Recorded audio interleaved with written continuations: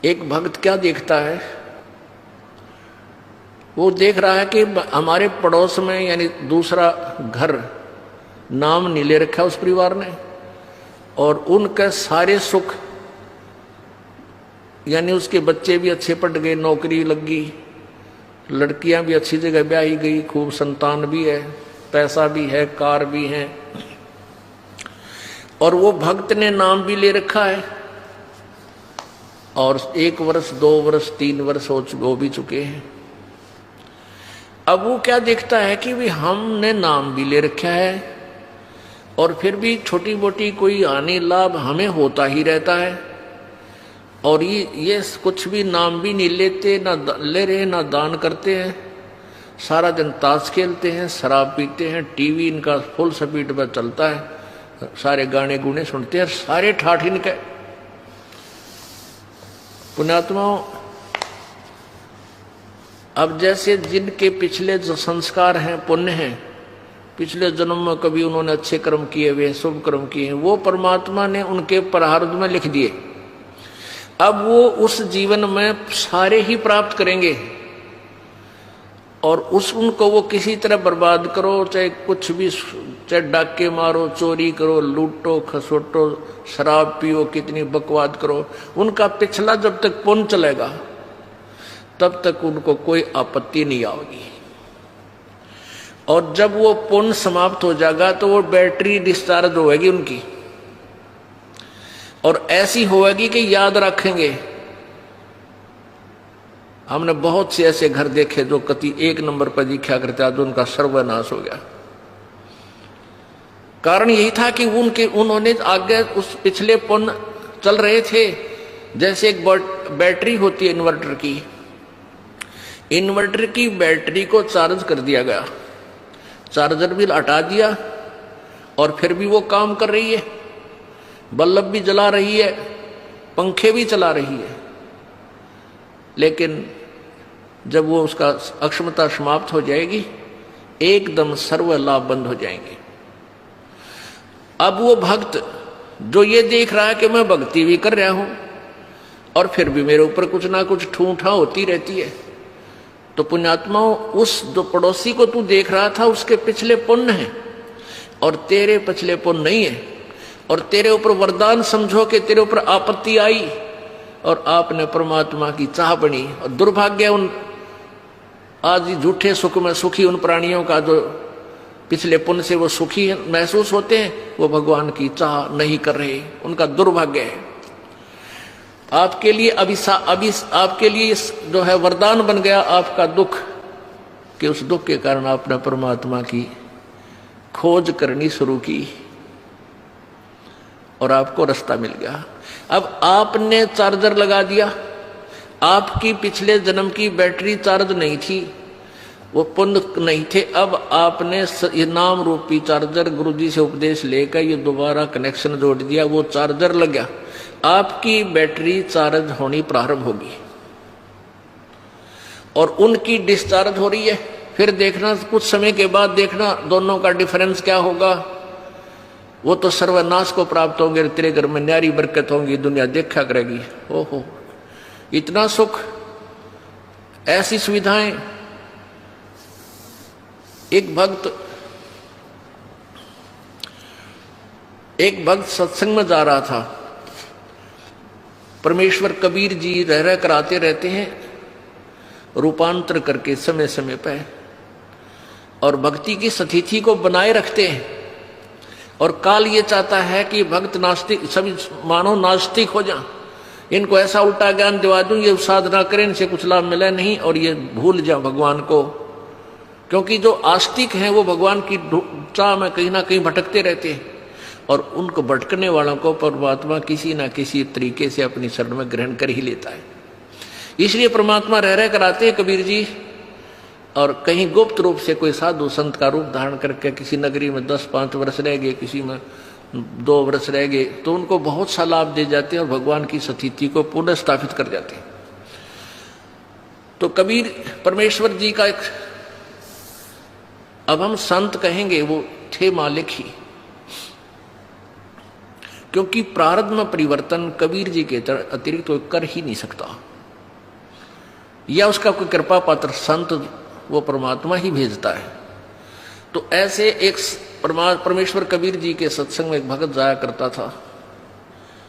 उसकी पत्नी ने उपदेश नहीं ले रखा था, वह विरोध करती थी, वो अन्य पूजाएं ही किया करती थी। उसकी पत्नी ने बताया था, उसकी पत्नी इन ज्योतिष वालों पर बड़ा विश्वास रखती थी। वो अपने पति की जन्म पत्री को लेकर एक ज्योतिषी के पास गई, भविष्यवक्ता के पास। उसने उसकी जन्म पत्री देखकर बताया कि तेरे पति की आयु इतने वर्ष है। उसने बहुत जंतर मंत्र भी करवाए कि मेरे पति की आयु बढ़ जाए, ये हो जाए। अब क्या था, अब वो चिंतित होगी कि भी मेरे पति की आयु इतनी है, और वो अपने पति को कहती कि तू ऐसे कर, वहां मेरे उसके पास चल, आप पर आपत्ति आने वाली है। वो कहने लगा मैं नहीं जा सकता कहीं भी, मुझे ज्ञान ऐसा प्राप्त हो गया, मेरे गुरुदेव के अतिरिक्त मेरी आपत्ति कोई आओ भी गी तो टालनिया नहीं। उसने ये ना बताई कि तेरी मृत्यु होगी, कदे चिंतित हो जावे, और आप दुखी रहा करती थी। अब उस ज्योतिष जिसने ये बताया था, उसने सारे जंतर मंत्र कर लिए, लेकिन कोई परिवर्तन उससे नहीं हुआ। उसने कहा कि बहन अब मेरे बस से बाहर की बात है, तेरे पति की रक्षा करना। वो एक पुण्य आत्मा था। देखो ये जो जन्म पत्रियां हैं, हस्तरेखाएं हैं, ये प्रभु द्वारा लिखे गए कोड वर्डों में हमारे भविष्य है, हमारा प्रारब्ध है। इसको जानने वाला बता तो देगा कि तेरे घर में ऐसा होगा, तेरे इस दिन वर्ष के बाद तेरी मृत्यु होगी, पक्की होगी, और हो जाती है। और कबीर परमेश्वर की कृपा से इस दास की शरण में आने के बाद आपको कोई ये कह दे तुम्हारी इस दिन मृत्यु होगी, और यहां का नाम ले लेना फिर नहीं होगी, वो एक्सटेंड होगी। ये वो परमात्मा जो आपकी आयु बढ़ा देता है। तो वो भक्त सत्संग में जा रहा था। जब वो सत्संग में जा रहा था तो रास्ते में उसी गांव का, नगर का एक व्यक्ति मिल गया।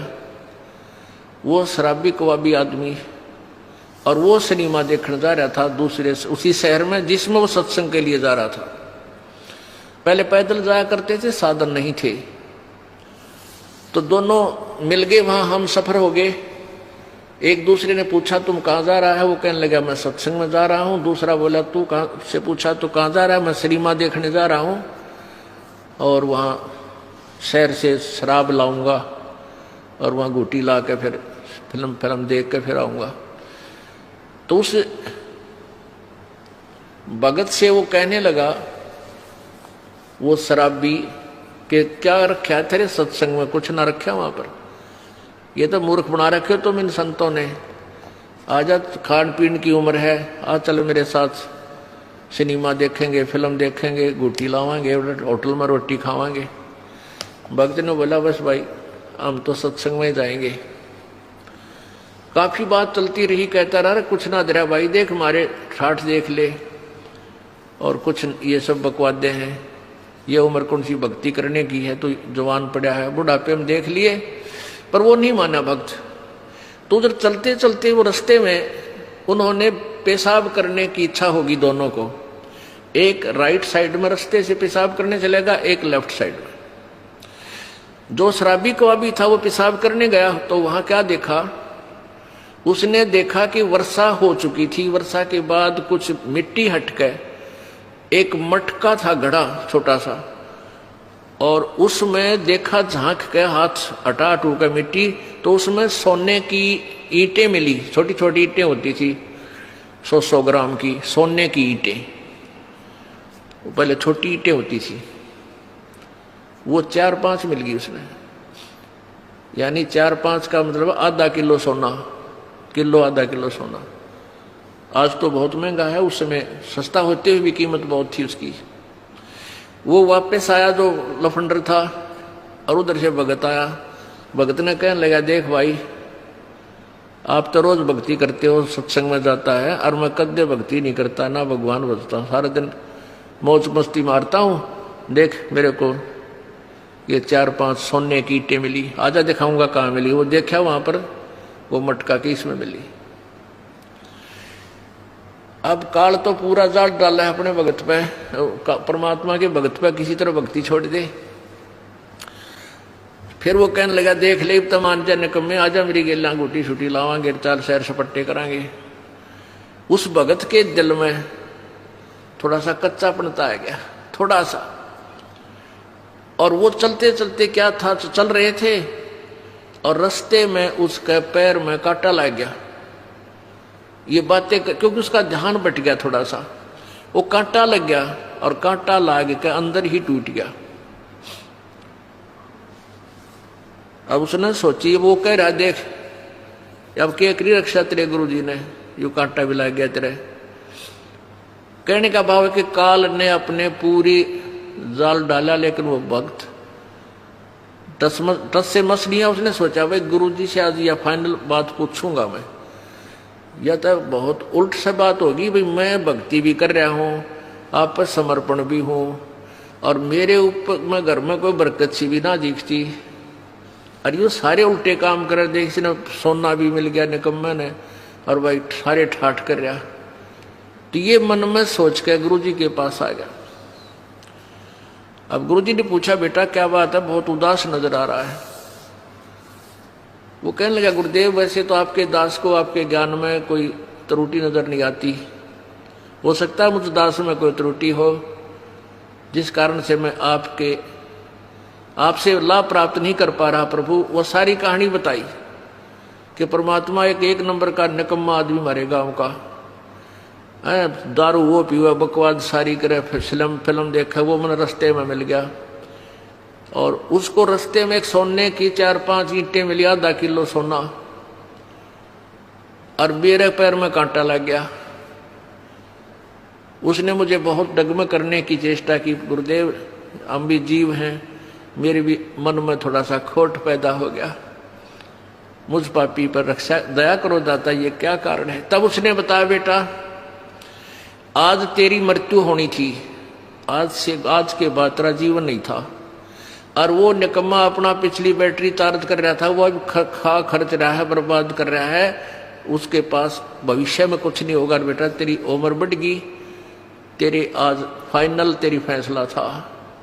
आज कहते हैं द्वार धनी के पड़ा रहे, धक्के धनी के खा, और 100 काल जगजोल ही पर द्वार छोड़ नहीं जा। आज जब तू डगमग हो जाता, तेरी शाम पूरी नहीं होती, तू खत्म हो जाना था। आज तू पड़ा रहा, सच्चे दिल से लगा रहा, तो तू बच गया। अब वो अपने गुरुजी की एक एक बात पर विश्वास किया करता था।